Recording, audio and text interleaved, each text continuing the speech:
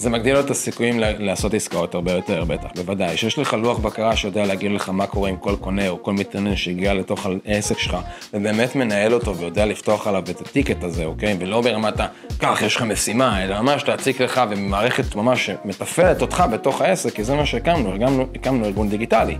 וברגע שיש לך ארגון שיודע לעבוד בקונספט הארגון עצמו, עזוב את זה שיש גם ארגונים כושלים, ברובם גם, אבל בקונספט הארגון עצמו, המטרה שלו שיהיה לך מחלקות, שמחלקות צריכות להיות מנוהלות בצורה מסודרת ואיכותית, כדי שהדאטאבייס יהיה מסודר ואיכותי בתוכו. ברגע שאנחנו יודעים לענות על שתי הדברים האלה, אתה יכול לעשות כל מה שאתה רוצה בעידן הדיגיטלי, הכל, אוקיי?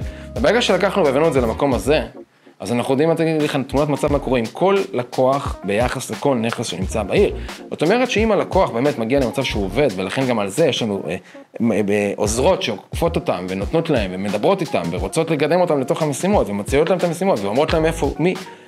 אתה מגיע לבן אדם שעובדתית, מספרית, יגיע ליותר לקוחות שיגיעו לך, יגיע ליותר פולו-אפים על הלקוח, הוא לא יפספס אנשים שהוא שלח להם בעולם הדיגיטלי שהם קיבלו את הנכס ושכחו ממנו, כי זה קורה בכל רגע.